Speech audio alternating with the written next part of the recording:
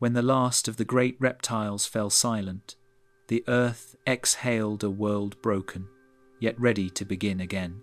From the ashes of extinction, warmth returned, rivers carved new paths, and forests rose from soil once scorched by fire.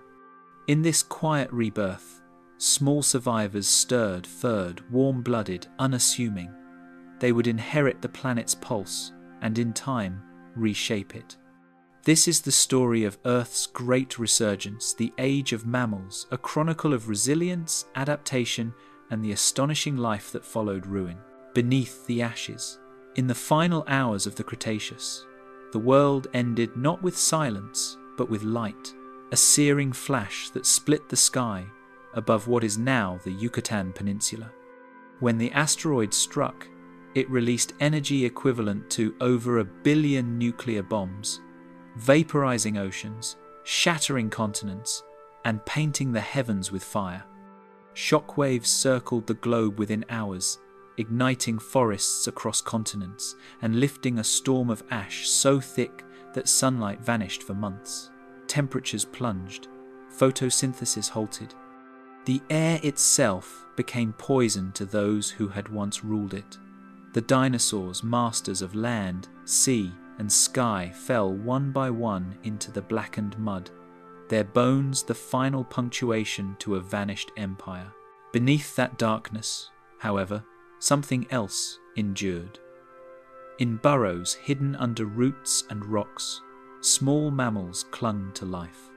Most weighed less than a kilogram, some no larger than a mouse, their entire existence defined by anonymity. Fossils of Purgatorius from Montana's Hell Creek Formation show these mammals were already adapting as the Cretaceous collapsed. Their diets, seeds, insects, and roots allowed them to survive when the food chains above them broke. While predators and giants starved, these diminutive mammals fed on what remained, scavenging in a silence so profound it was almost sacred. The fossil record marks this moment with a thin boundary of clay enriched with iridium, a metal rare on Earth but abundant in asteroids. Known as the KPG boundary, it tells the story of 75% of all species vanishing in geological seconds. Yet just above that layer, the signs of renewal begin. Tiny jawbones, teeth, and footprints reappear, scattered across once dead floodplains. In strata dated to roughly 66 million years ago, paleontologists find evidence of mammalian persistence, a record of life pushing forward despite planetary devastation. When the skies finally cleared, the Earth that emerged was unrecognizable. The air hung heavy with carbon and dust, and entire forests had burned to their roots. Oceans were choked with detritus. But the warmth of the sun eventually returned, filtered and faint, enough to awaken the first green shoots. They began to rise from their burrows, cautious and blinking, stepping into a world still smouldering but open, a planet emptied of rulers. In this fragile vacuum of power, mammals began their slow ascent toward dominance. One of the most remarkable lineages of this era belonged to the multituberculates, small rodent-like mammals that had existed since the Jurassic. With specialized molars built for grinding plant matter, they became the first major mammalian herbivores of the Paleocene.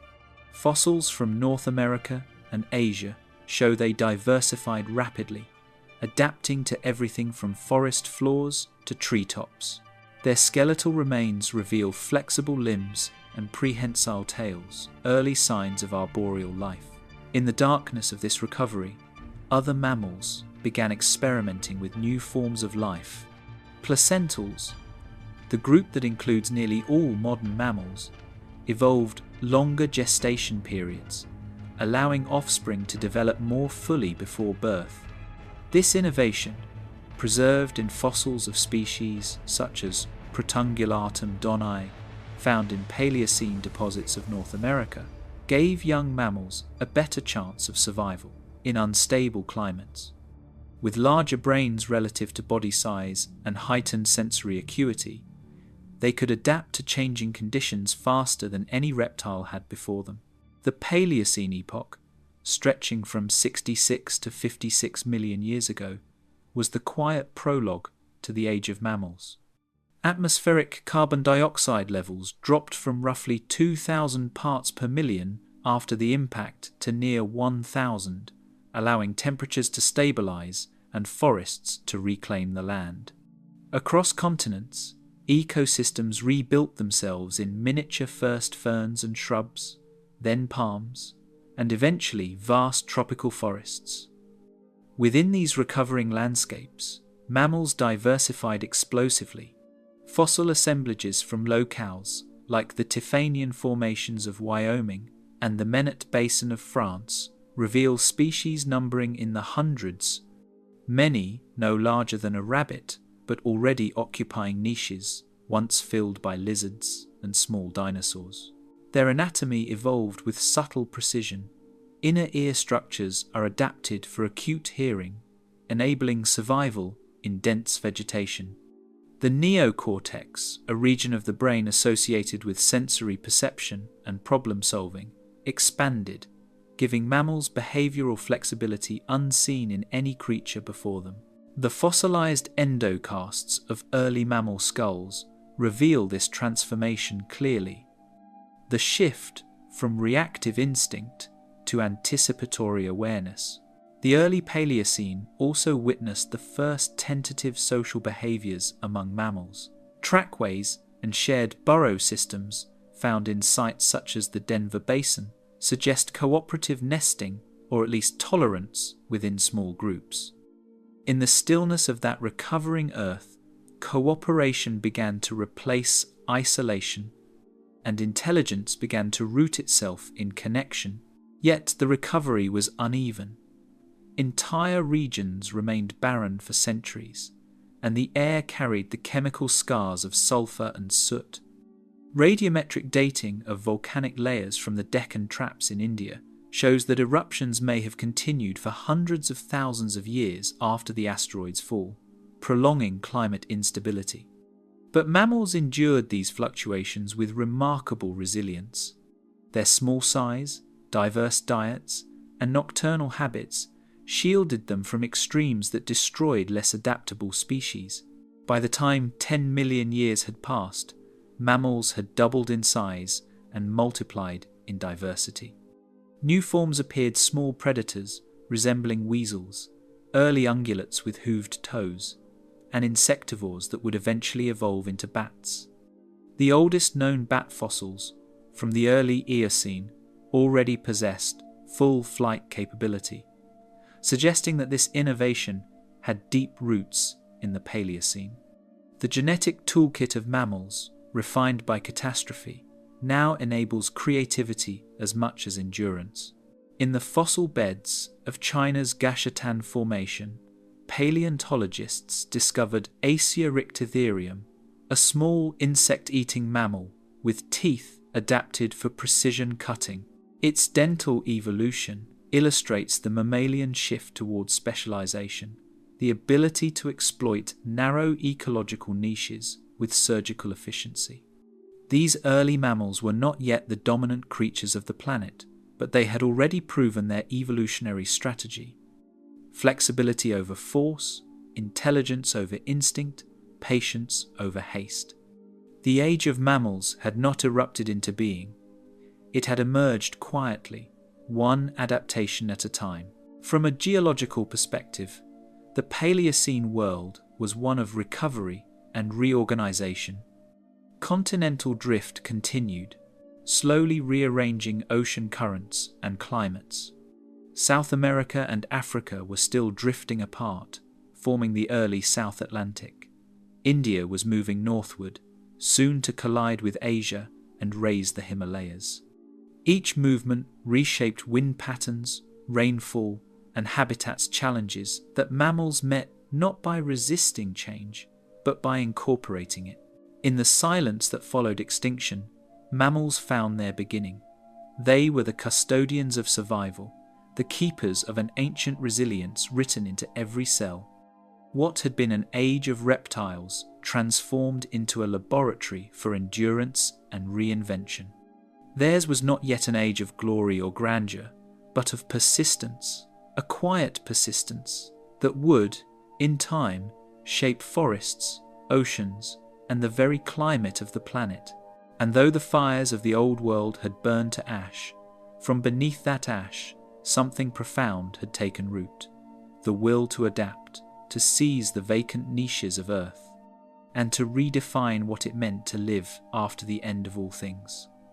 The world was ready to move again, and the mammals, humble, unseen, unbroken, were ready to lead it forward. The warm-blooded Renaissance, the silence that once cloaked the post-extinction Earth, now began to stir with subtle motion. Beneath canopies of ferns and newly rising angiosperms, small, warm bodies pulsed with an energy the planet had rarely known before. These were the first mammals to rise beyond survival, their blood warmed from within, defying the fading memory of reptilian rule. What followed was not an explosion, but a quiet ignition, a renaissance born not from grandeur, but from persistence. Across the Paleocene world, the continents, still reeling from the cataclysm, began to green once more. Carbon isotope records show oxygen recovery and global temperatures near 1820 degrees Celsius, enough to regrow polar forests and sustain insect-rich, fruiting ecosystems. These changes created havens for mammals whose metabolisms demanded constant energy. Fossilized leaves found in Wyoming's Bighorn Basin show signs of increased carbon dioxide absorption, signaling a world rebuilding its lungs just as mammals learned to breathe more deeply into their ecological destiny. With the fall of the great reptiles, time itself shifted its rhythm. Mammalian evolution, once measured in cautious increments, began to accelerate. Fossils from early Paleocene strata reveal rapid speciation insectivores, branching into the ancestors of primates, ungulates, and carnivores. Among the earliest were genera like Protungulatum, a distant ancestor of hoofed mammals, and Purgatorius, an agile climber that represents the roots of the primate tree. Their bones, delicate yet enduring, tell of an adaptive explosion, a radiation into ecological roles left vacant by dinosaurs. The Earth, at last, had space for imagination. Yet it was not size or strength that defined this new wave of life. It was internal stability, the power of temperature, metabolism, and care. Endothermy, the ability to maintain warmth from within, became the quiet revolution that reshaped the biosphere. This evolutionary gift allowed mammals to remain active through night and season, to venture into climates that reptiles could not withstand. Studies of bone histology show dense networks of blood vessels, clear signs of high metabolic rates, and sustained activity. These small creatures, rarely longer than a handspan, carried the first physiological signatures of modernity. As the planet warmed into the Paleocene-Eocene thermal maximum, the mammalian body became a site of experimentation. Fossil records reveal a sudden spike in body size diversity, from shrew-like omnivores weighing mere grams to herbivorous forms reaching over 100 kilograms within a few million years. The earliest true herbivores, such as Ectosian and Phenacodus, browsed on the soft leaves of the first tropical forests that covered North America and Europe. At the same time, nimble predators like Myrchis developed sharper teeth and more flexible joints, foretelling the evolutionary path toward dogs and cats. The planet was reshaping its balance of energy, each species tuning itself to the great, invisible rhythm of metabolism and motion. With their rise came a shift in behavior, one of warmth, nurture, and social complexity. Mammalian mothers nourished their young not through eggs or external care, but through milk, an evolutionary innovation that guaranteed survival in unstable climates. Fossilized pelvic bones and teeth growth rings suggest extended gestation and prolonged parental care, marking a profound shift from reptilian detachment to mammalian devotion. Meanwhile, sensory perception evolved into an art of survival. Enlarged auditory bullae in fossil skulls indicate heightened hearing, particularly for low-frequency sounds, an adaptation crucial for nocturnal life. The eyes of early mammals adapted as well, some growing larger to draw in starlight, others developing color sensitivity to detect ripening fruit. The olfactory bulbs, dominant in early mammalian brains, expanded, giving these creatures a new intimacy with their surroundings. It was through smell and sound, not sight alone, that the first mammals mapped their world, an invisible universe of scent trails, pheromones, and rustling leaves. In the warmth of this new age, ecosystems grew more intricate. Forests formed continuous canopies, rivers braided through lush floodplains, and insects proliferated, carrying the evolutionary legacy of pollination into the mammalian diet. Fossil pollen from India and North America confirms flowering plants' global spread, the fruits and seeds that fueled mammalian rise. Some species adapted to exploit these resources with precision elongated snouts, dexterous paws, and teeth that could crush, grind, or slice. This intimate dance between plant and mammal reshaped terrestrial ecosystems, intertwining their destinies in a mutual renaissance of life. But this new energy came with its own trials. Global warming at the Paleocene-Eocene boundary pushed tropical conditions into polar regions, forcing mammals to migrate, adapt, or perish. Paleoclimatic data from isotopic oxygen ratios suggest ocean temperatures exceeding 25 degrees Celsius and polar forests, teeming with life, yet such abundance brought volatility. Many small species evolved lighter bodies and more efficient cooling systems, including larger nasal passages for evaporative heat loss. It was evolution under pressure, a crucible that refined adaptability into a core trait of the mammalian condition. In these changing worlds, the architecture of intelligence took form.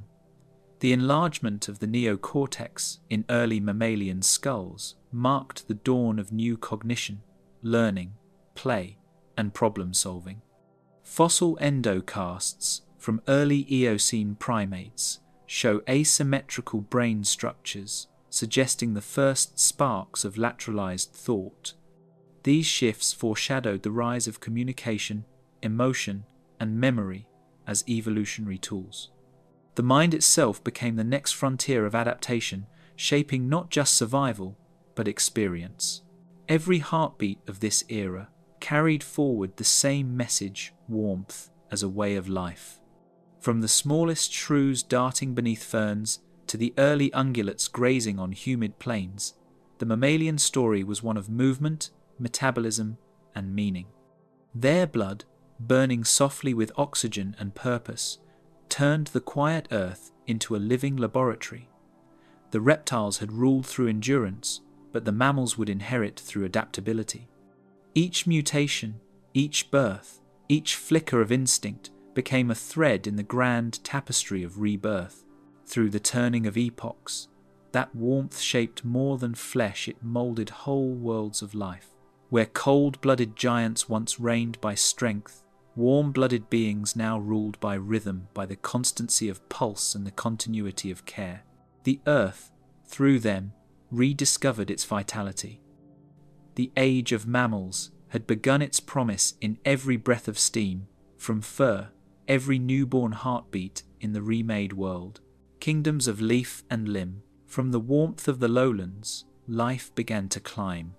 The pulse that once beat across the open plains now echoed in the forest canopy, where sunlight fractured through leaves and the air itself seemed alive with possibility. Here, in the woven vaults of Paleocene jungles, mammals discovered a new frontier, one suspended between earth and sky. To live among the branches was to enter a world that demanded balance, coordination, and trust in movement. What had once been a flat, familiar terrain became a vertical labyrinth of light, scent, and sound, a proving ground for agility and awareness. The fossil record of this arboreal ascent lies in bones no larger than a fingertip. Deep in the shale of Montana's Tulloch Formation, paleontologists uncovered Purgatorius janissei, a small, tree-dwelling mammal from just a few million years after the Great Extinction. Its ankles could rotate freely, its toes ended in tiny claws suited for grasping bark, and its teeth revealed a diet of fruit and insects. These details suggest the first tentative steps toward primate evolution, when survival depended less on sheer endurance and more on perception and precision. Purgatorius did not merely climb, it calculated. Every leap was an act of judgment, every pause a moment of sentient stillness. The forests that cradled these experiments in motion were unlike any that exist today. Global temperatures, still elevated from the Paleocene-Eocene thermal maximum, nurtured dense, tropical biomes from pole to pole. Fossilized pollen grains from the Bighorn Basin and northern Europe tell of towering canopies composed of palms, early legumes, and flowering magnolias. The abundance of fruits and insects created a web of energy that invited mammals upward. For the first time since the extinction, ecosystems were layered, a vertical kingdom where life multiplied not across the land but through the air. Among these early climbers, Carpalest simpsoni became a symbol of innovation. Found in 5-6 million-year-old deposits in Wyoming, its skeleton reveals flat nails instead of claws, and a big toe that could grasp like a thumb, the earliest evidence of prehensile grip. Its orbits faced forward, allowing both eyes to overlap their fields of view and measure distance, a trait that would later define primates. The brain, though small, housed expanded regions for balance and spatial mapping. In the architecture of its skeleton lay the first blueprints for intelligence, built on movement, a brain that learned by leaping. In this arboreal laboratory, sight and sound became evolutionary teachers. Studies of fossil skulls from Morocco's Altiatlacius culci show enlarged optic regions, suggesting acute vision suited to dim, filtered light. The forest canopy was both dazzling and deceptive, a world of flickering shadows and sudden gaps. Those who could read its shifting geometry survived. Each generation refined depth perception, muscle coordination, and reflex, shaping a lineage that would one day give rise to lemurs, monkeys, and apes. The forest itself was not merely a habitat, but an instructor, whispering lessons of symmetry and anticipation. Climbing demanded new anatomical economies. Limb bones became lighter but more flexible. Shoulder joints rotated through wide arcs. Tails stretched into balancing poles. Paleobiomechanical analysis of arboreal mammals' fossils reveals stress patterns along the humerus and radius, consistent with dynamic climbing evidence that these early species used their arms as instruments of propulsion and suspension. Through trial and adaptation, mammals were learning the mathematics of motion, turning the canopy into a network of living bridges. With every meter the trees climbed, life grew more intricate. Within the canopy, new worlds emerged, tiny climates of heat, moisture, and light, stretching from trunk to crown. Each layer hosted its own life. Insects, birds, and mammals interacting in a choreography of interdependence. Fossilized leaf assemblages from India and South America reveal a diversity explosion in these vertical ecosystems. Mammals evolved specialized diets to match, some nibbling fruit skins, others gnawing bark or sipping nectar. In doing so, they became unwitting gardeners of evolution, dispersing seeds and pollen through the forest like scattered blueprints of renewal. Not all adapted with grace. The instability of branches, the ever-present danger of falling, and the shifting seasons of fruit supply drove competition to new extremes. Some mammals grew membranes to glide early Volatic Ethereum and Eomaya, demonstrating the beginnings of controlled descent and aerial maneuvering. These were evolutionary gambles, trading energy for reach, gravity for freedom. Each adaptation rewrote what it meant to inhabit space, expanding the definition of mammalian life beyond the ground that birthed it. In these forests, the relationship between brain and movement deepened. Neuroscientists, examining endocasts of Paleocene mammals, note an expansion in the cerebellum, the brain's balance center, suggesting a link between arboreal life and the evolution of complex motor control.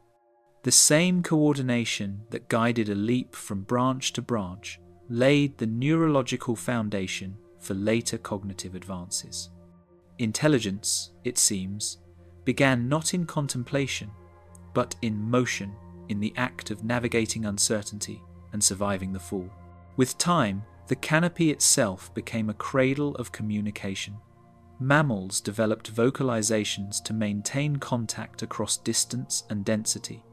The forest was filled with chirps, clicks, and tonal calls, reverberating through layers of vegetation.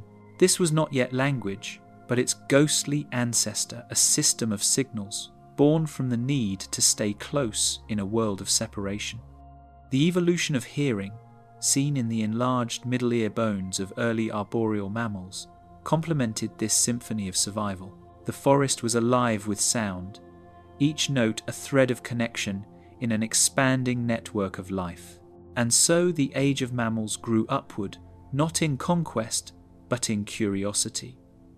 The leap became both literal and metaphorical, a gesture of exploration, a rehearsal for the leaps to come. In every fossilized claw mark, in every fragment of leaf impressed beside ancient bones, the story of adaptation unfolds as a dialogue between gravity and grace. The canopy, in all its layered complexity, nurtured not just species, but perception itself, the capacity to see the world in 3 dimensions, to anticipate, to imagine. Sunlight drifted through the green cathedrals of the Paleocene, and in those high branches, mammals reinvented motion itself. Their limbs became instruments of exploration, their senses translators of space and light. From these early architects of balance would come the lineage that would one day look beyond trees, beyond continents, beyond the planet that raised them. The forest had taught them to reach, and in time they would never stop. The great mammalian surge. High within the Paleocene canopy, the world began to open outward. The forests that once cradled the first climbers gave way to broad plains, swelling deltas, and restless seas. In the warmth of the Eocene, Earth pulsed with an energy unseen since the age of reptiles. The planet had healed, and in that recovery came proliferation, mammals spilling across every horizon, filling the silence left by extinction with motion, voice, and breath. Life no longer whispered, it roared. The Eocene epoch, beginning around 56 million years ago, was a time of abundance and feverish transformation. Fossilized pollen, isotopic data, and sedimentary layers reveal global temperatures up to 12 degrees Celsius, warmer than today. A greenhouse world where rainforests reached the poles and subtropical wetlands bordered every continent. From this thermal cradle, evolution accelerated. Within a few million years, the descendants of tiny, shrew-like ancestors had diversified into hoofed runners, gliders, swimmers, and even creatures capable of sustained flight. The mammalian surge had begun.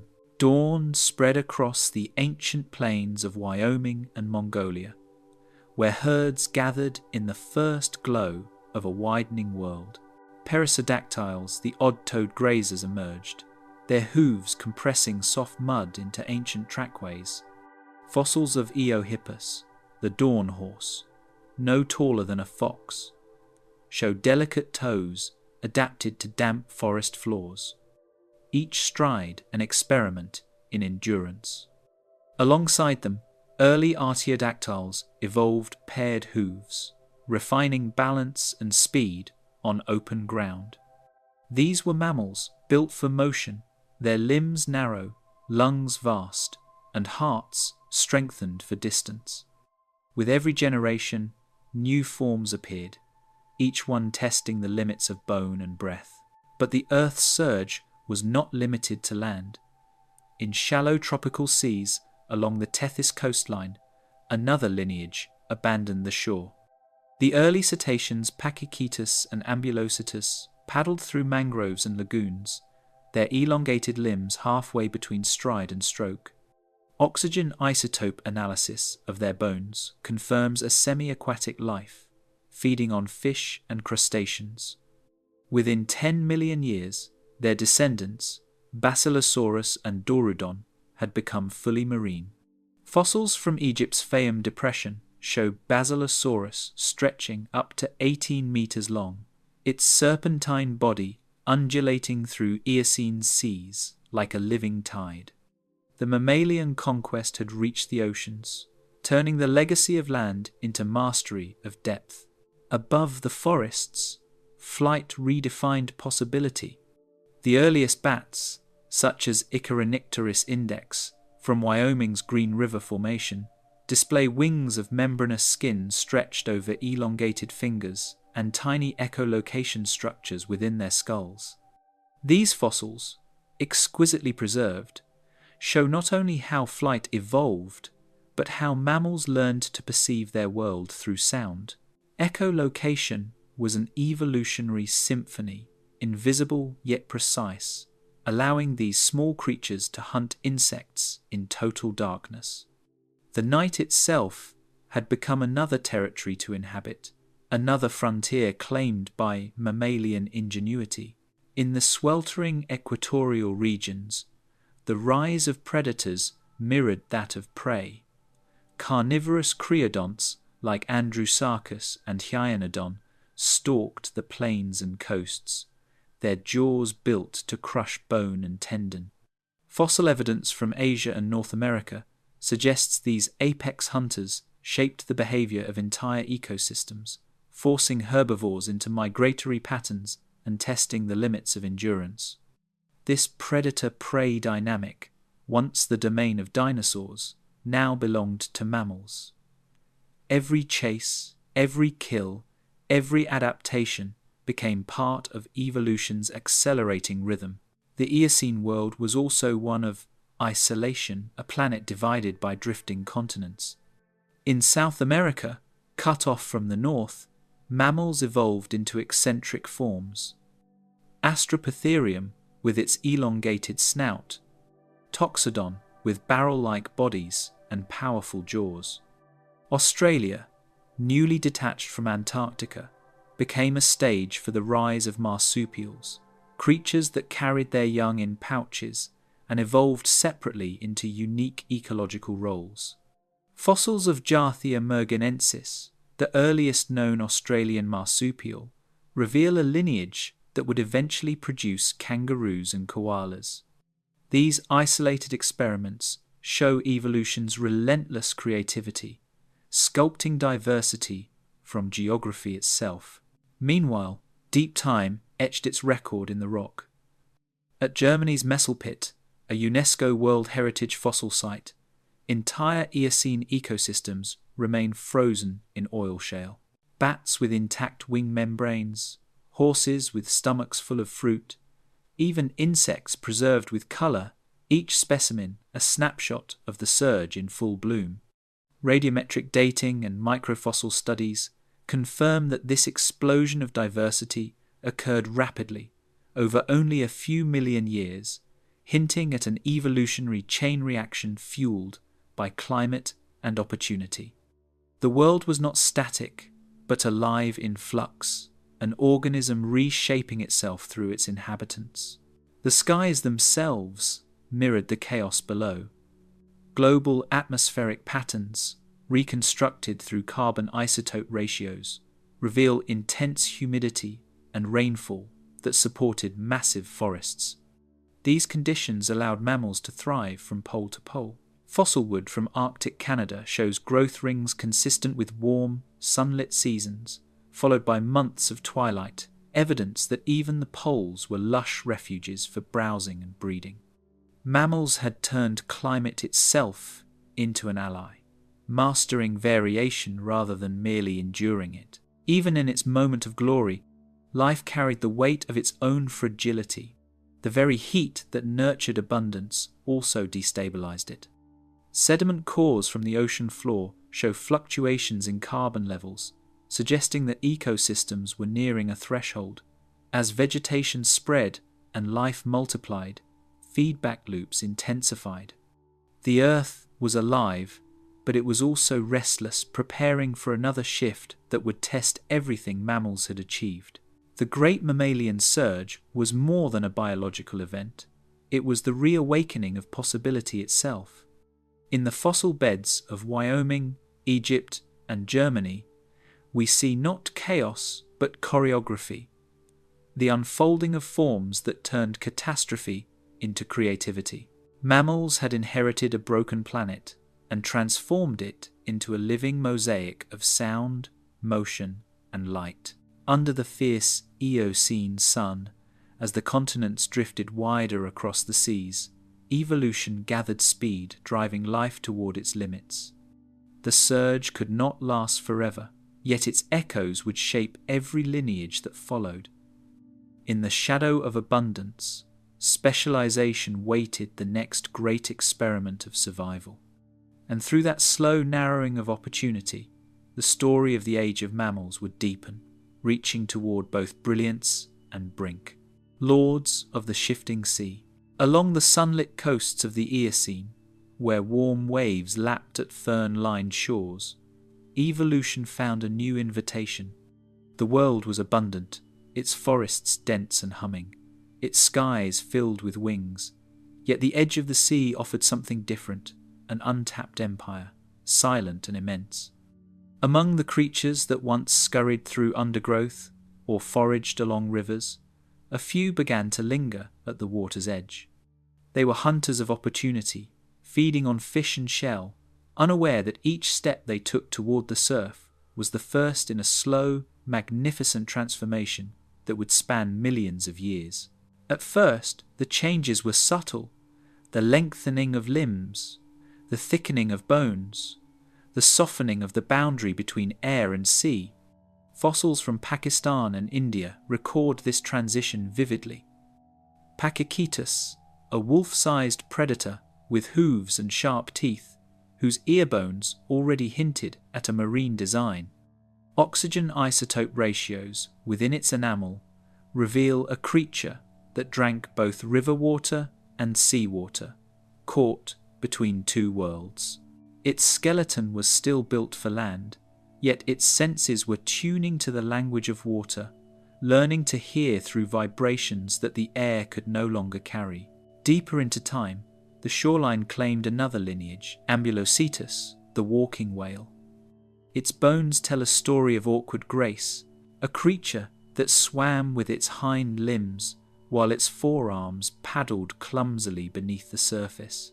This mammal could still walk, dragging itself across muddy banks, but its dense bones and elongated tail speak of a life increasingly tethered to the tide. In sediment layers dating to 48 million years ago, paleontologists have traced the fine impression of its vertebrae and ribs, compacted into silt, the first true outline of a whale's ancestral form. Half formed in both intention and anatomy, the sea was not a gentle teacher. Every adaptation demanded a surrender. Lungs had to learn patience. Limbs, no longer needed for grasping, reformed into sleek flippers. The nose, once perched forward on the snout, began its slow migration toward the top of the head, inching toward the blowhole that would one day define the whale's breathing grace. Even the blood changed. Iron isotopes in fossilized bone marrow suggest a growing tolerance for deep diving and oxygen storage, as muscles began to hoard myoglobin like treasure. The transformation was as much chemical as anatomical evolution, rewriting physiology line by line to survive pressure and depth. By the Middle Eocene, around 40 million years ago, the transformation reached a threshold. Basilosaurus, the serpent whale, ruled the tropical seas. Measuring over 15 meters long, it glided with undulating power through the shallow waters of what is now Egypt's Wadi al-Hitan, the Valley of the Whales. Here, sandstone cliffs cradle entire skeletons in pristine sequence, their vertebrae arched in frozen motion. These fossils reveal vestigial hind limbs, tiny, delicate bones that no longer touch the ground but still bore the memory of land. To stand before these remains today is to witness evolution's handwriting, preserved in the curve of ancient bone. While whales claimed the deep, another lineage of mammals set its course along a different tide. Seals and sea lions evolved from carnivores that once prowled Eocene riverbanks. Their ancestors, like Pregila darwini from Arctic sediments, reveal limbs capable of both walking and swimming halfway designs that echoed Ambulocetus, yet hinted at new specializations. In contrast, the gentle Sirenians, forebears of modern manatees and dugongs, emerged from plant-eating stock. Fossil evidence from Jamaica's Prorostomus shows the same aquatic transition, though in pursuit of vegetation rather than prey. 3 mammalian lineages, carnivore, herbivore, and omnivore, each found separate paths into the sea, proof that the ocean's pull was universal and persistent. The Eocene seas themselves were worlds of warmth and colour. Coral reefs flourished across the Tethys Ocean, a vast equatorial highway connecting what is now the Mediterranean to the Indian Ocean. Global temperatures exceeded modern levels by nearly 10 degrees Celsius, and carbon dioxide concentrations may have surpassed 1,000 parts per million. These conditions nurtured a proliferation of life, but they also tested resilience. As continents drifted and oceanic currents shifted, species were forced to adapt or vanish.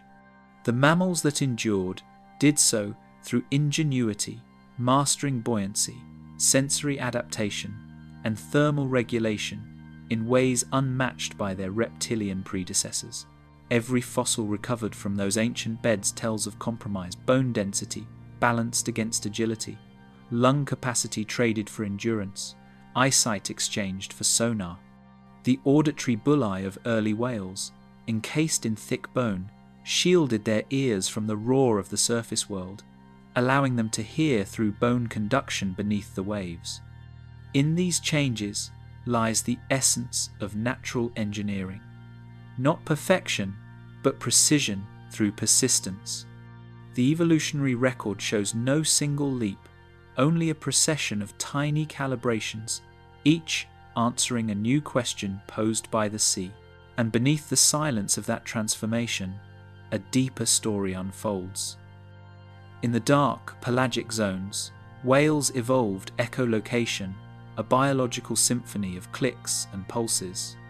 Fossilized skulls of early Odontocetes display asymmetries in nasal passages, the anatomical roots of this innovation. From the moment sound replaced sight as the primary sense, the ocean became an acoustic universe, and mammals became its composers. The transition from airborne song to subaqueous resonance stands as one of Earth's most profound sensory revolutions. For all their mastery of the deep, they remained bound, in some quiet way, to the world they had left behind. Their need to breathe bound them forever to the surface, to that fragile seam where sky meets water. Each surfacing Each gasp of air was a remembrance of origins. The world above still mattered, even as the depths claimed their devotion. In this way, the ocean became not a separation but an extension, a new frontier within the same ancient rhythm of life, from land to sea. Evolution had not erased the mammalian essence, it had refined it. The descendants of those first shoreline wanderers would one day sing across entire oceans, migrate by the stars, and cradle young in the shelter of coral shallows. Theirs was not merely adaptation, but transformation, a quiet rewriting of the possible. Carried by the tides into boundless water, these pioneers drifted forward, while Earth, in silence, prepared its next design. On distant plains and rising continents, other mammals stirred, reshaping their limbs not for swimming but for bearing unimaginable weight. In the endless interplay of form and function, the next age would not belong to the sea, but to the giants of the land once more. Titans of the open plain, where waves once rolled in endless rhythm, the continents had begun to open themselves to the sky wide, sun-beaten and pulsing with heat. Across these new frontiers, where forests had thinned and horizons stretched unbroken, mammals rose to meet the scale of the world. The air shimmered above grass that whispered in silver-green currents, and beneath that vastness, the pulse of life deepened. What began in silence beneath the ashes had now become thunder, the collective stride of Earth's new titans. The shift began with the land itself, with global temperatures cooling in the late Eocene and into the Miocene, rainforests drawing inward, replaced by open woodlands and grasslands that spanned continents. Oxygen isotopes locked within marine sediments record this steady cooling, a planet in transformation, trading humidity for wind and distance. With every drought and every advancing plain, evolution sculpted new designs for survival. Limbs lengthened, lungs expanded, and strides grew efficient. Those who could endure, who could move with the horizon, would inherit the earth. And upon them came the proboscideans, the architects of endurance. From the small, semi-aquatic Moeritherium of Eocene, swamps to the immense Gomphotherium and Dinotherium that later roamed the Miocene savannas, the lineage of elephants told the story of life scaling upward. Fossil footprints, found in the Arabian Peninsula, record herds that once moved in, measured unison, each step a rhythm of social memory and migration. The lengthening of their limbs and the thickening of their skulls mirrored a world that demanded distance and patience, not speed. Power had found its purpose not in the hunt, but in persistence. Rhinoceroses, ancient and diverse, evolved in parallel to the elephants, their massive bodies shaped by the same need for endurance. Paraceratherium, the colossal hornless rhino of the Oligocene, reached nearly 5 meters at the shoulder and weighed up to 20 tons, the largest land mammal ever known. Its fossils, unearthed across Mongolia, Pakistan, and Kazakhstan, form a geological breadcrumb trail of a species that walked continents in search of food and water. The isotopic traces in its teeth revealed diets of leaves and soft vegetation, proof that even these giants once followed the rhythm of ancient monsoon forests before the true grasses had taken hold. With the spread of C4 grasses during the Miocene, everything changed. These tough, silica-rich plants required new strategies for consumption, and evolution responded with precision. Horses, once forest browsers, became grazers, their teeth developing high crowns resistant to wear. Fossil sequences from the Great Plains of North America chart this transformation in exquisite detail. Enamel ridges sharpening, limbs elongating, and body posture adapting for open pursuit. The wind itself seemed to favour them, carrying the scent of predators and the promise of movement. Each generation refined endurance until speed and stamina became inseparable traits of survival. Predators, too, evolved to match this living surge. The plains were no place for stealth alone. They demanded persistence. Early canids and nimravids learned to chase, not pounce to run down prey in open sight.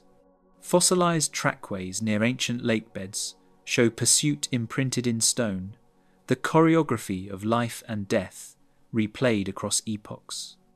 Even the saber-tooths, whose jaws whispered of ambush, began to refine tactics suited to a more spacious, sunlit world.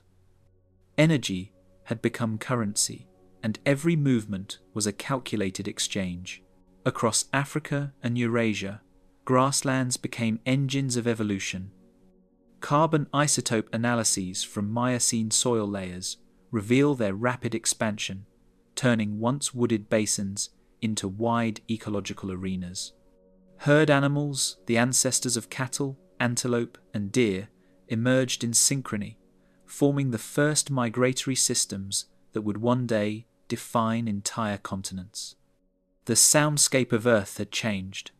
No longer the rustle of leaves or the murmur of streams, but the steady roar of movement, millions of hooves, millions of lungs, one planet in motion. Endurance shaped not only bodies, but also behaviors. Social structures deepened, herds became families bound by memory. Fossil track assemblages suggest coordinated movement, mothers and young walking side by side, males guiding from the rear. This cooperation was no accident of empathy, it was evolution's answer to the demands of distance and exposure. In the openness of the plains, unity became armor, and intelligence evolved in service of the group. The giants themselves carried within their bones the signature of their world. Isotopic records from fossil enamel reveal seasonal migrations that spanned hundreds of kilometers, following cycles of rain and grass growth. The muscles that powered them, the lungs that filled with thin, dry air, the tusks that bore the marks of age and journey, all told a story written in endurance. To survive here meant to move or perish. At the height of their dominance, subtle changes were already setting the stage for their decline. The same climate shifts that gave rise to the grasslands continued their steady pulse toward cooling. Glacial patterns began to stir in the distant poles. Ecosystems that once supported vast herds began to fragment. The fossils of the late Miocene tell of shrinking ranges and changing diets of giants, adjusting to landscapes no longer built for their scale. Still, for millions of years, they ruled the continents with a majesty unmatched. To witness their reign was to see power translated into grace, a world where strength was tempered by necessity and motion became the essence of life. Each breath of wind across the savannah carried the scent of persistence, the echo of hooves across stone.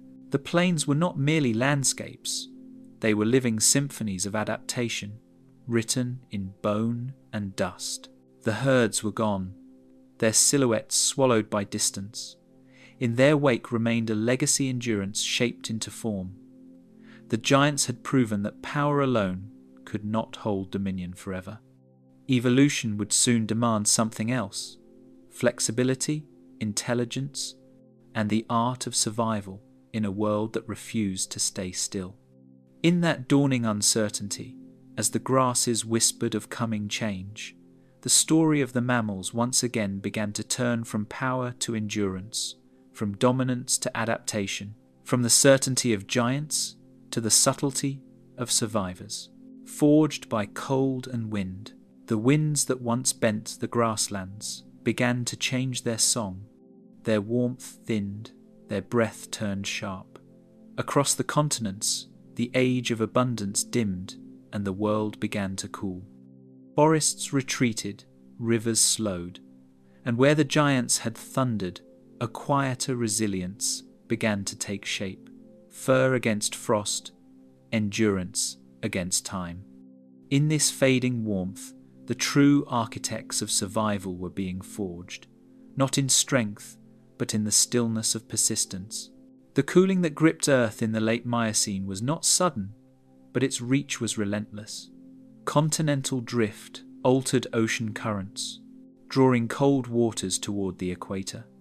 The Antarctic circumpolar current began to spin freely around the southern pole, sealing off the continent in a cage of ice and setting in motion a cascade of climatic change. What had once been fertile woodland now hardened into tundra, and vast stretches of savanna gave way to steppe. It was a slow descent into uncertainty, a reshaping of every ecosystem mammals had learned to master.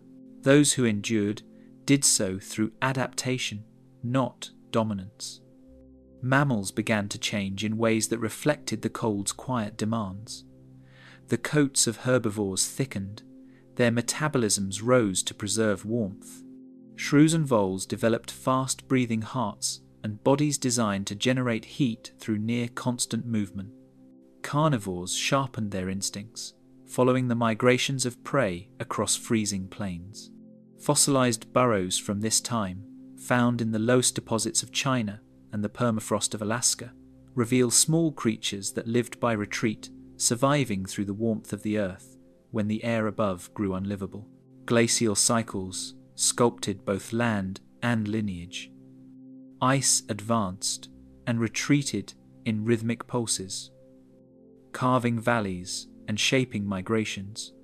Species rose and vanished within these oscillations. Mastodons, adjusting their range as tundra spread, elk and muskox adapting to the treeless plains, and early canids evolving bodies built for pursuit across frozen ground. In each new form, the mark of endurance was clear. Compact builds to conserve heat, layered fur, and smaller extremities to minimize exposure. Evolution began to favor those who could wait out the cold, those whose resilience lay not in conquest, but in the art of persistence. The very pattern of mammalian life shifted toward the cyclical rhythm of the earth itself.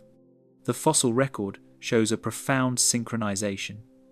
Hibernation traces, preserved nests lined with plant fiber, and evidence of seasonal molting captured in growth rings of bone. These biological patterns mirrored the planet's breath expansion during warm interglacials, contraction during glacial grip.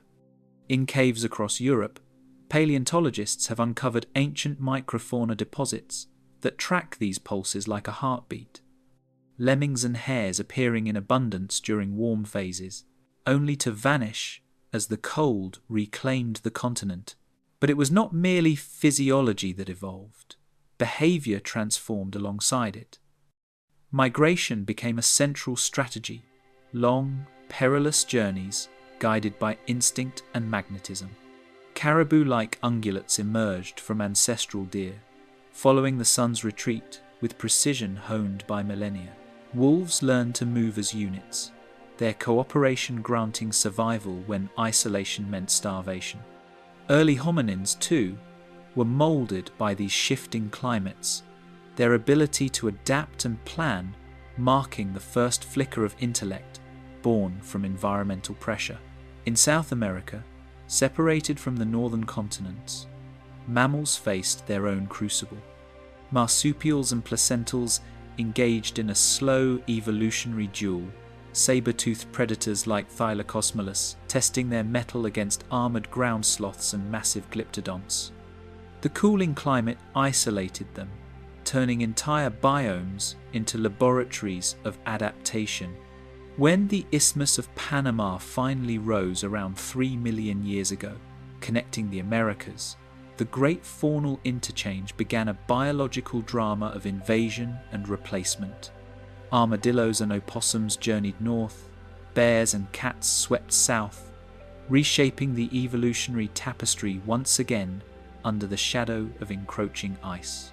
The rise of permafrost left geological scars that spoke of both destruction and preservation. Beneath Siberian tundra and Arctic peatlands, entire carcasses of mammoths, woolly rhinoceroses, and steppe bison became entombed, their flesh and hair sealed by cold. Through these frozen relics, scientists have mapped isotopic signatures of their diets, reconstructing the vegetation of vanished ecosystems. Each discovery reveals how intimately life and climate are intertwined, how even giants adjusted to cycles of scarcity by altering migration, diet, and even tooth enamel growth in response to changing seasons. While the northern latitudes froze, other regions offered sanctuary. Africa's interior remained a patchwork of warmth and drought, where survival meant endurance not through fur, but through patience and intelligence. Early elephants developed advanced social bonds, navigating memory-mapped routes to distant water sources. Hominins refined tool use and cooperation, evolutionary responses to uncertainty. Here, endurance took a new form, not insulation from the cold, but adaptation to its unpredictability. By the time the Pleistocene dawned, ice dominated nearly 1/3 of the planet. The Earth's axial tilt and orbital cycles conspired to create alternating ages of ice and brief interludes of warmth. Mammals that once roamed lush plains now faced relentless cold, driving evolution to its edge. The woolly mammoth's layered coat and internal heat-regulating fat tissue, the musk ox's impenetrable guard hairs, and the reindeer's ultraviolet sensitive eyes all became testaments to the extraordinary creativity of natural selection in the face of planetary transformation. Ice crept over valleys where rivers once ran freely, and the pulse of life slowed beneath layers of snow and silence. Yet even here, amid the grinding glaciers and endless dusk, mammals endured shrinking, burrowing, adapting with each bitter season. Their forms changed, their instincts deepened, and through struggle they discovered the essence of life's design: flexibility, intelligence, and the will to endure what once seemed unendurable. The age ahead would not reward the mighty, but the resilient, for soon Earth's long trial of ice would begin. Empire of ice and tooth, the world stood frozen beneath the weight of its own breath. Vast sheets of ice draped across continents, grinding mountains into powder and sculpting valleys that glimmered under a sun dimmed by frost.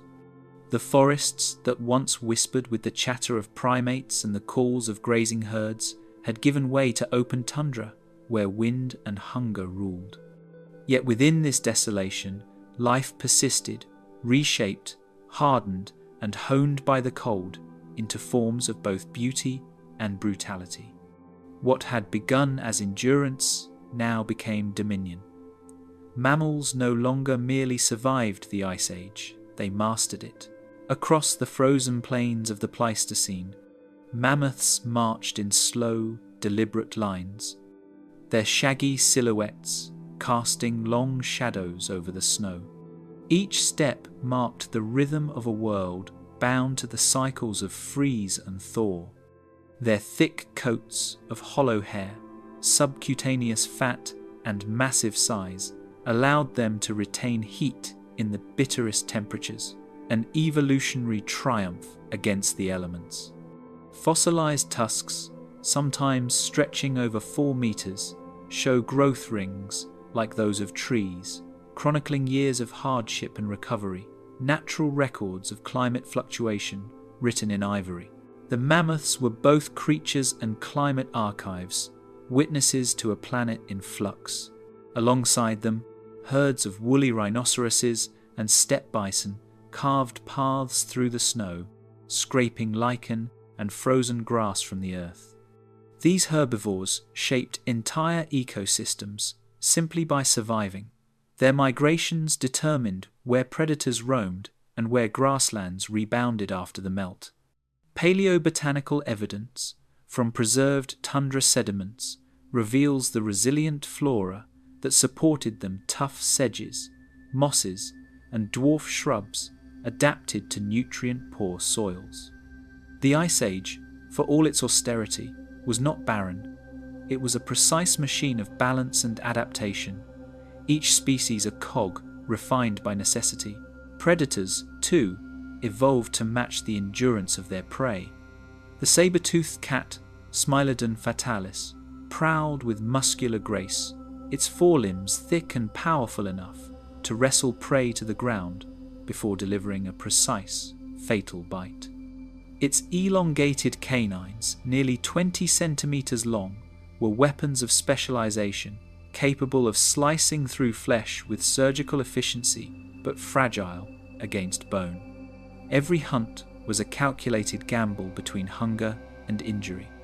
Fossil evidence from La Brea tar pits shows healed fractures and joint damage, revealing that even these apex hunters paid a steep price for survival. In the shadows of these titans roamed the dire wolf, Canis dirus, heavier and more robust than modern wolves. Isotopic analyses of their bones reveal overlapping diets with saber-toothed cats, suggesting fierce competition for the same carcasses. They hunted in coordinated packs, communicating through instinct and hierarchy, their endurance favoring pursuit over ambush. Yet cooperation alone could not ensure survival. Many dire wolves perished in traps of their own making, drawn to the scent of prey, caught in natural tar pits, joining the ranks of the entombed. Further north, the woolly mammoth's cousin, the Columbian mammoth, ranged across the lower latitudes, adapted to slightly warmer grasslands. Their coexistence marked the diversity of mammalian ingenuity species, diverging not through isolation, but through the infinite variability of climate. The fossil record shows interbreeding between these lineages, hinting at fluid boundaries in a world of shifting ice margins. Genetic sequencing from preserved tissue and bone fragments now confirms this mingling, offering a glimpse into evolution's pragmatism survival, not by purity, but by exchange. Amid this grand theatre of strength, smaller mammals also flourished in silence. Rodents, voles, and hares evolved rapid reproductive cycles to counter predation and cold. The collared lemming's population surges and crashes reflected the heartbeat of the Ice Age itself, tied to vegetation cycles and predator abundance. Burrowing mammals sculpted the frozen soil, turning over nutrients beneath the permafrost. Fossilized burrows and preserved nests show intricate tunnel systems, miniature architectures of warmth and defense that mirrored the endurance strategies of giants in a microcosm. Geological cores drilled from Greenland and Antarctica reveal rhythmic pulses, glacial periods, waxing and waning every 100,000 years, driven by subtle tilts in Earth's orbit and shifts in solar radiation. With each cycle, ice sheets advanced, oceans receded, and land bridges emerged, allowing migrations between continents. The Bering Land Bridge connected Asia and North America, a frozen highway that carried mammoths, bison, and wolves across hemispheres. These migrations reshaped ecosystems globally, intertwining the fates of species from the tundra to the tropics. The intelligence of mammals deepened amid the cold. Elephants and mammoths displayed social complexity herds, led by matriarchs who remembered routes to food and water across generations. Carnivores developed intricate communication, their hunts coordinated through visual cues and sound. Even scavengers, such as the hyena and Arctic fox, learned to follow predators strategically, conserving energy in a landscape where waste could mean death. Each adaptation carried the same message written through deep time. Intelligence was as vital a weapon as tooth or claw. But the Ice Age was also an age of limits. As temperatures plunged to their lowest extremes, glaciers expanded across half the planet, sealing off regions that had once been fertile plains. Entire populations of megafauna dwindled as resources tightened. Some sought refuge in southern latitudes, while others perished in the advancing cold. Sediment layers and bone beds mark these contractions, silent records of ecosystems collapsing and reforming in slow succession. Nature's perfection, it seemed, was also its fragility.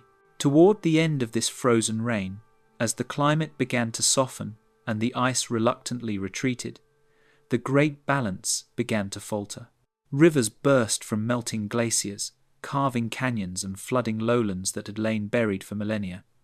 The same forces that had created the Ice Age now conspired to unmake it.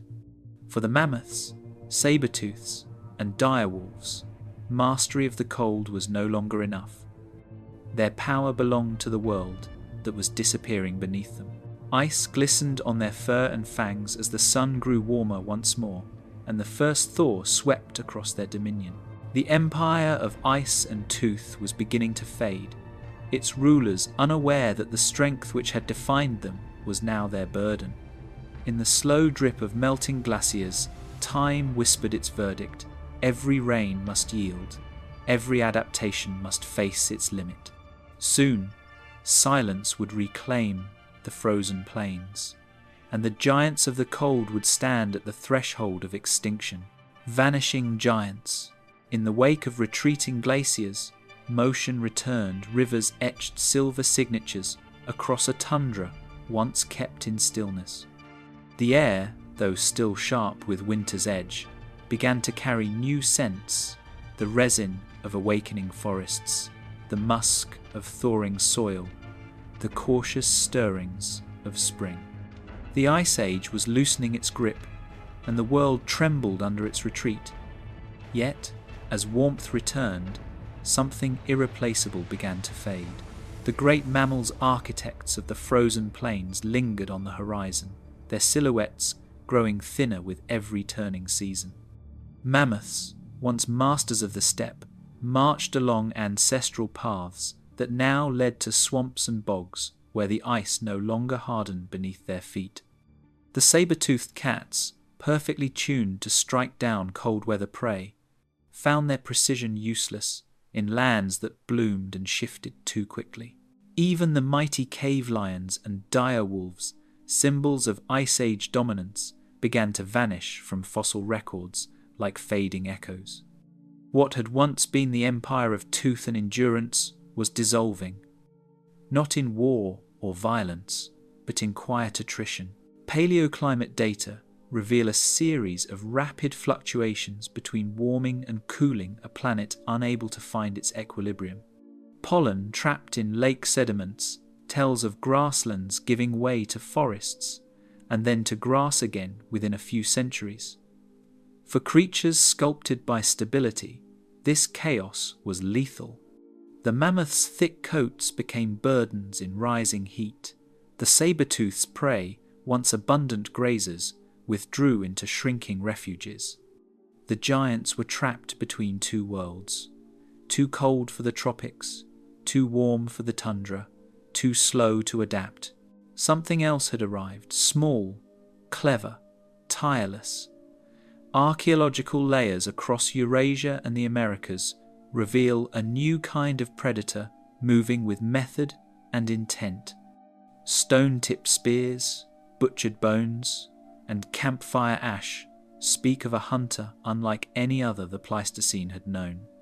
Early humans spread along the same corridors as the herds, tracking the giants not out of malice, but necessity.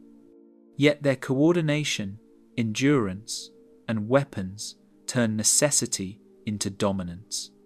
Each hunt removed a thread from the web of Ice Age life, and slowly the tapestry unraveled. As the last mammoths of mainland Europe fell, isolated survivors persisted, clinging to the edges of a world that no longer fit them. On Wrangel Island, in the Arctic, a tiny population endured for thousands of years after their kin had disappeared, drinking from meltwater pools and feeding on frozen sedges. Their bones, found in modern times, reveal creatures smaller and frailer, but still undeniably mammoth ghosts holding their breath against inevitability. Even so, their DNA carries the scars of time, mutations, dwindling diversity, a lineage quietly folding in on itself until silence claimed it completely. In the fossil record, these vanishings appear as thin lines, a sudden absence amid layers of continuity, Yet in truth, it was not sudden at all. It was slow, incremental, and intimate. Every lost herd meant fewer trails through the snow, fewer carcasses for scavengers, fewer seeds dispersed by trampling feet. The ecosystems that had once thrived on the rhythm of migration began to fragment. Insects, birds, and plants evolved alongside the giants, and their disappearance sent ripples across the web of life. Even the soil changed. Without mammoth herds to churn and fertilize it, the tundra grew still, locked under its own weight. Extinction, in this sense, was not an event. It was an unraveling of memory. New mammals rose to fill the emptied niches, bison sweeping across prairies, horses reclaiming open lands, wolves refining their cunning to follow humankind's expansion. Some species, drawn by proximity to humans, adapted in ways the giants could not. Dogs, born from wolves, became partners rather than predators. Small rodents and birds of prey flourished near human camps, exploiting waste and warmth. The planet's balance did not collapse. It reassembled itself into a different pattern, one shaped increasingly by thought, by will, by the strange ingenuity of a new mammal whose reach extended far beyond survival. For the first time, the story of mammals became entangled with something self-aware. Firelight flickered across cave walls, where humans painted mammoths in ochre and charcoal, perhaps from memory, perhaps from longing. These were not just records of hunts, they were tributes, acknowledgements of kinship between hunter and hunted. To depict an animal was to remember it, to preserve it beyond its flesh. In these ancient murals, the Age of Mammals lived on, transformed into myth and story, ensuring that the giants would not vanish entirely. Even in their absence, they left legacies that endure. The grasslands they once grazed became the cradle of later civilizations. The paths they carved through mountains became trade routes. Their bones, buried deep in permafrost, preserved a perfect record of adaptation, and lost tusks, bearing isotopic signatures of migration, teeth marked by stress lines of famine. Each fossil is a page in the long chronicle of resilience, a reminder that even endings can teach endurance. The melting of the Ice Age was both an ending and an unveiling. As glaciers withdrew, they exposed fertile valleys, new rivers, and vast plains where forests would soon rise. The world was resetting itself, but it was no longer the same world the mammoths knew. Humanity, adaptable and restless, began to step forward, not merely as a participant in nature, but as its shaper. The torch that had once passed from reptiles to mammals now flickered once more, preparing to light the dawn of civilization. And so the great beasts faded, leaving behind the whisper of their passing, the crunch of ancient ice beneath modern feet, the gleam of ivory buried in thawing tundra, the haunting curve of a tusk remembered in art. Their time had ended, but not their meaning. They had carried the legacy of endurance through ice, storm, and hunger, and in their disappearance, they had made room for something new, a creature capable of remembering them, of questioning its own place among the ruins of the wild. The Age of Mammals had reached its turning point. From the struggle of giants came the dawn of sentience, of tools, of memory, a new chapter in evolution, where survival would depend not on strength, but on understanding. The planet, reborn from ice and extinction, now awaited its next architect. And somewhere on the thawing plains, as the last mammoth fell beneath the pale spring sun, the story began again, from endings to emergence, from silence to creation. The thinking mammal. The end of the Ice Age came not with thunder, but with silence, as the earth rested under clouds stripped of their glacial grief. Across open valleys where mammoths once walked, the silence seemed almost absolute, broken only by wind and the whisper of grasses reclaiming thawed soil. Yet from within that stillness, something unseen was stirring, not another beast of muscle or tusk, but a mind beginning to look outward, to question, to imagine. In that fragile dawn after extinction, the Age of Mammals took an unexpected turn. The birth of awareness.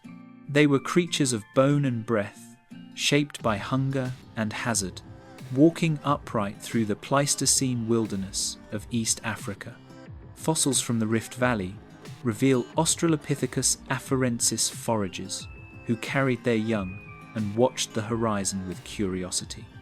Their brain cases were small, no greater than a chimpanzee's, yet the shape of the pelvis and angle of the knees spoke of endurance, of travel, of exploration. The world was still harsh, but for the first time, survival was not only a matter of strength, it was beginning to depend on thought.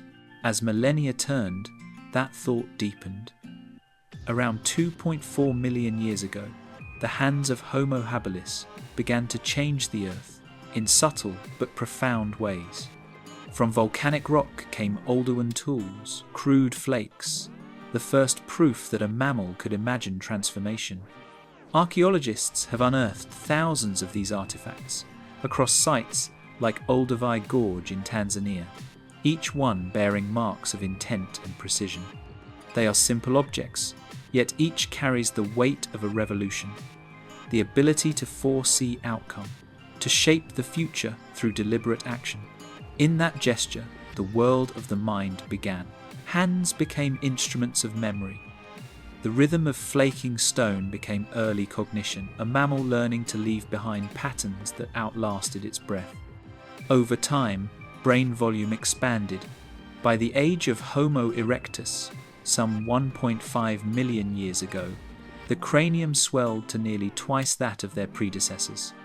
Fire followed. At Gesher Benot Yaakov in the Jordan Valley, 780,000-year-old ash and charred seeds reveal controlled fire, a technology of light and protection. For the first time, night could be pushed back, cold held at bay, predators kept beyond the circle of orange glow. Fire became language before words, a gathering point where thought and community first intertwined.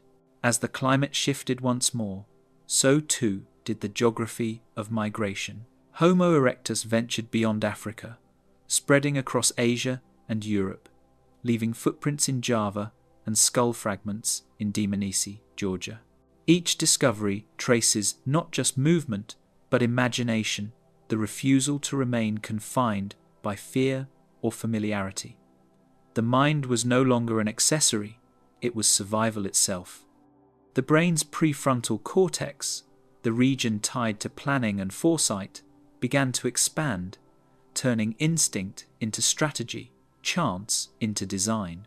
Within caves and river valleys, the story grew more intricate. Around 400,000 years ago, the ancestors of Homo neanderthalensis shaped wooden spears with stone tips, hunting in coordinated packs. In Germany's Schöningen site, one such spear, still balanced and aerodynamic after nearly 500,000 years, stands as a testament to the precision of these early craftsmen. Intelligence had become measurable not by what one was, but by what one could create. And then, perhaps 300,000 years ago, a new lineage appeared, Homo sapiens. Their faces were lighter, their foreheads higher, their brains refined for memory, empathy, and abstraction. With them came art. In the ochre-stained chambers of Blombos Cave in South Africa, archaeologists have found engraved stones dating back more than 100,000 years, etched with deliberate geometric designs. These were not symbols of utility, but of meaning. In those scratches lies the first evidence that a mammal could contemplate beyond survival, to imagine, to remember, to tell. The Pleistocene world that shaped them was a crucible of shifting climates and scarcity. Glacial cycles tested endurance, droughts forced innovation. In response, Homo sapiens developed language, a structure of sound that bound imagination to cooperation. Every syllable carried more than information. It carried memory and intent, linking one generation to the next. The mouth, the tongue, and the breath became tools as vital as fire or flint. Through language, thought became shareable, and with that, the species stepped beyond instinct into history. Footsteps pressed into sand, soil, and snow from the Levant to Siberia as migration gathered the strength of an unbroken tide. By 60,000 years ago, Homo sapiens began to leave Africa once more, guided by stars and coastlines. Genetic evidence traces this expansion through mitochondrial DNA, a biological echo of journeys taken across deserts, mountains, and seas. With each step, they met other kin, Neanderthals in Europe, Denisovans in Asia, where competition mingled with exchange. Ancient DNA now reveals traces of these encounters in modern genomes, reminders that humanity's rise was never solitary, but woven from many lineages.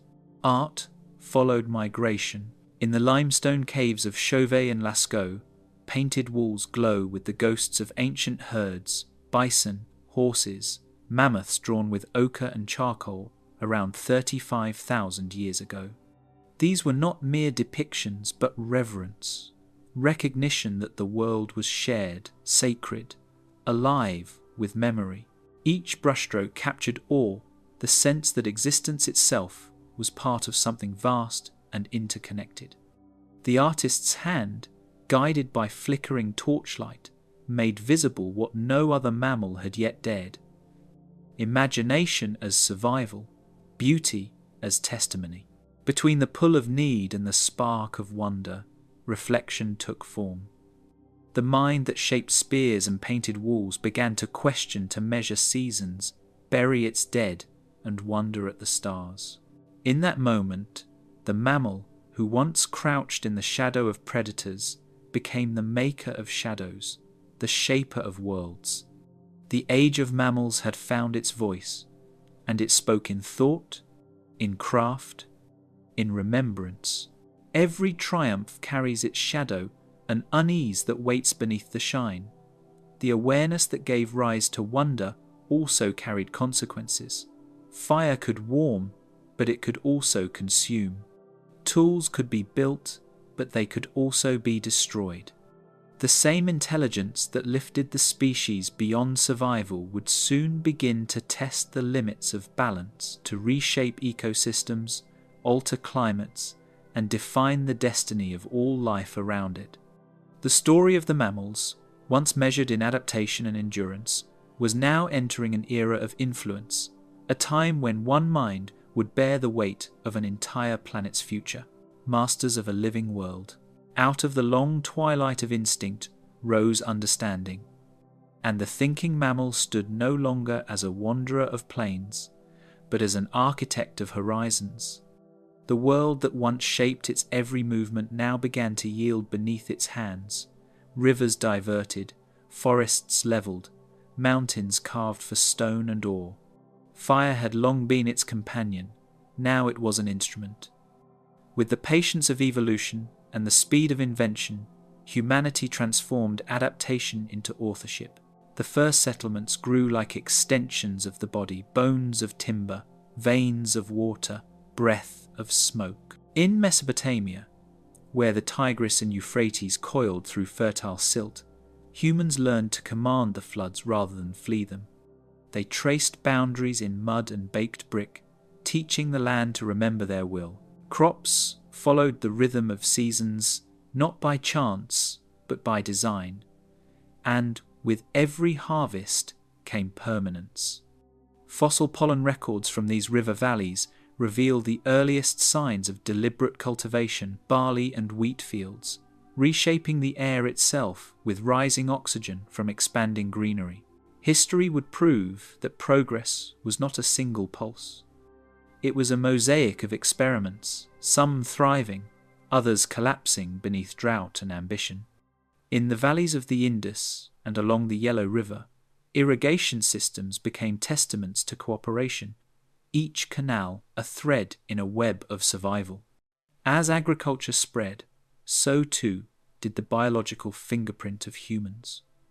Domesticated species, from goats to grain, radiated outward with their keepers, crossing continents and altering ecosystems forever.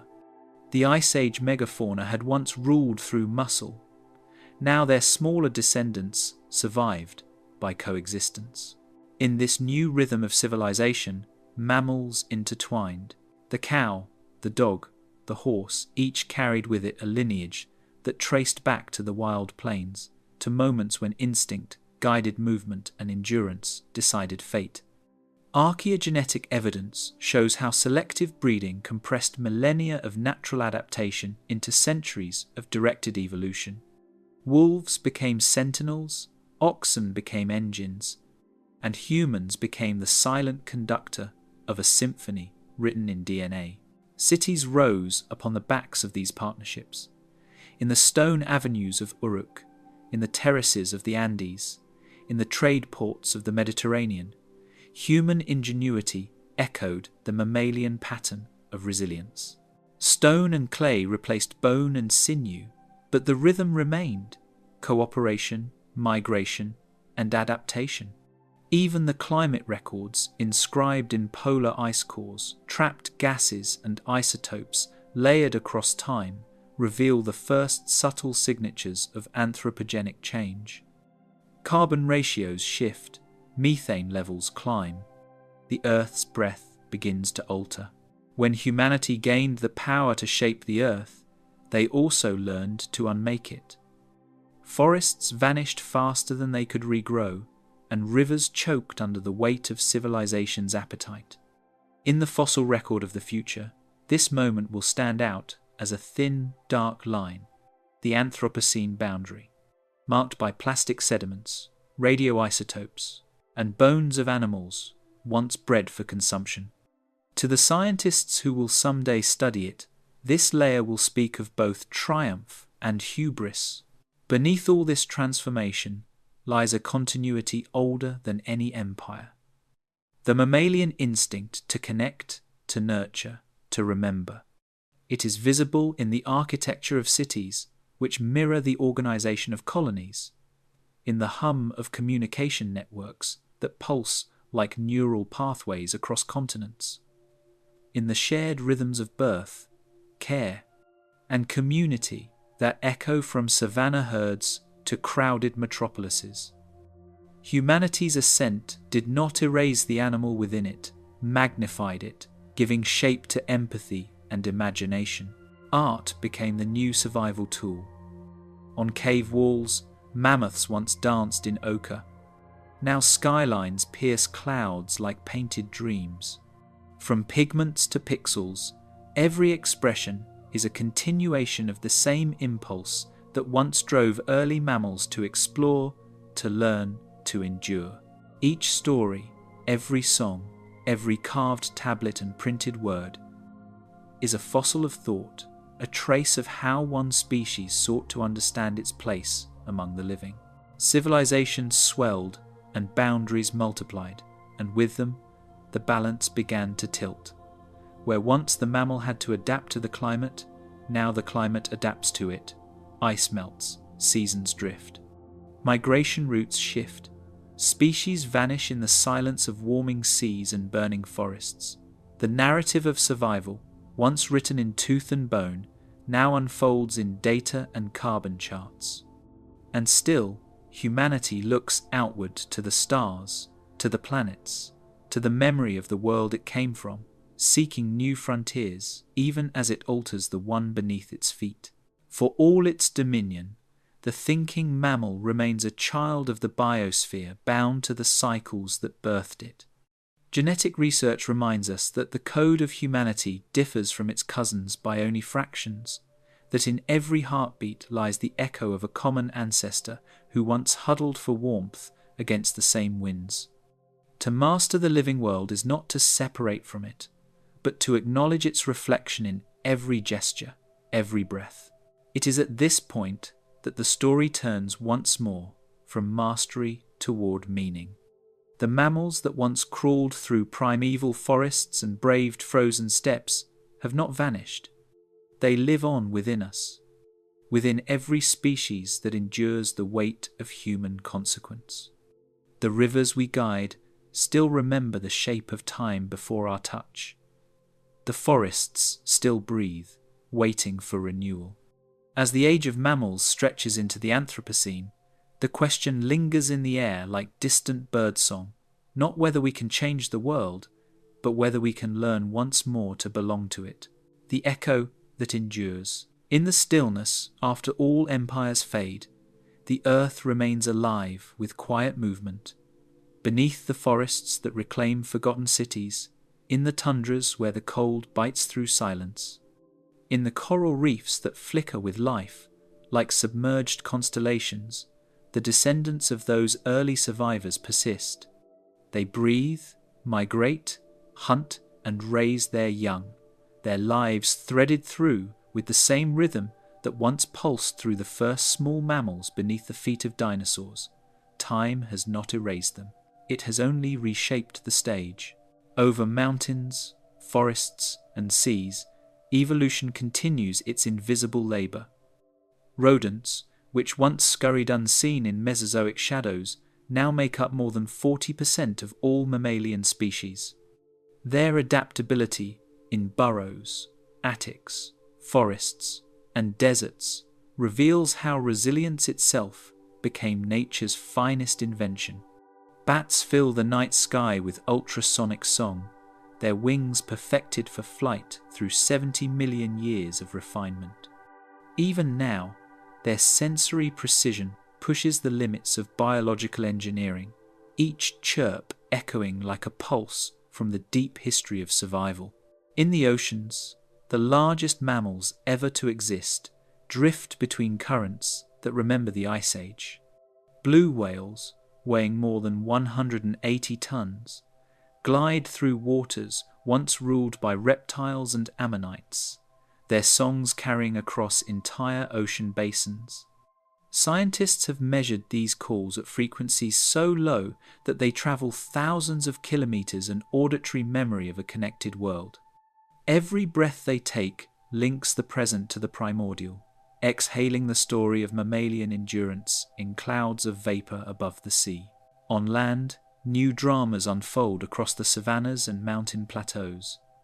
Elephants, the last architects of open plains, sculpt ecosystems with their migrations, dispersing seeds across kilometers of grassland. In the soil beneath their path lie microbial worlds, thriving on nutrients, churned by their weight, a silent symbiosis between giants and the unseen. And yet their numbers dwindle, their tusks marking them as relics of an age when size meant security. In the fossil record, paleontologists already trace the lineage of proboscideans from Africa to Asia to the Americas, charting the slow contraction of what was once an empire of breath and thunder.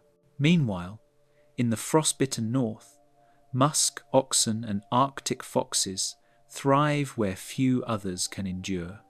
Studies of their mitochondrial DNA reveal how glacial cycles repeatedly fractured populations, driving bursts of adaptation with every freeze and thaw.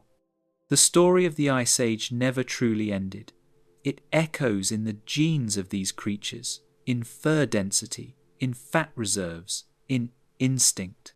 Each lineage carries within it the geological memory of struggle, a biological record of climates long vanished, yet never forgotten. Even the smallest mammals, shrews, voles, and bats that weigh no more than a coin embody evolutionary artistry. Their metabolic rates surge like wildfire, hearts beating over 1,000 times per minute.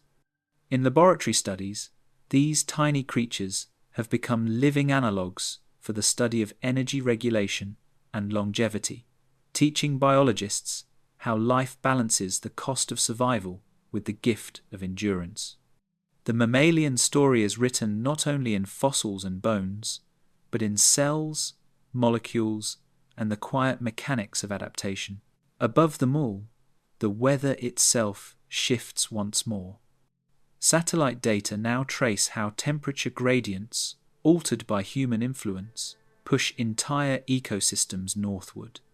Mammals follow in kind, caribou extending their range, pikas climbing higher slopes, whales altering migration routes with each new current.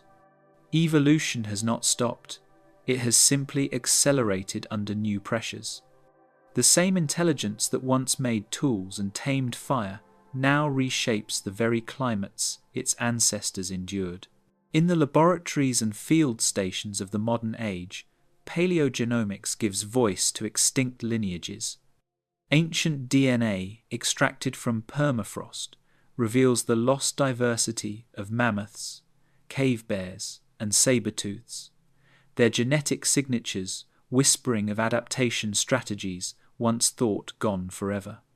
Sequencing their genomes allows scientists to reconstruct ancient environments, oxygen levels, vegetation, and even migration patterns recorded in isotopic ratios of fossilized collagen. Each discovery adds another note to the long symphony of mammalian evolution played across millions of years.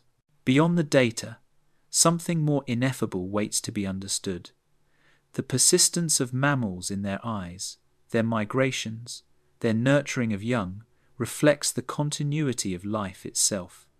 Behavioral ecologists observe that nearly all mammals share the neurological circuitry for care, from whales singing to their calves to primates cradling their newborns.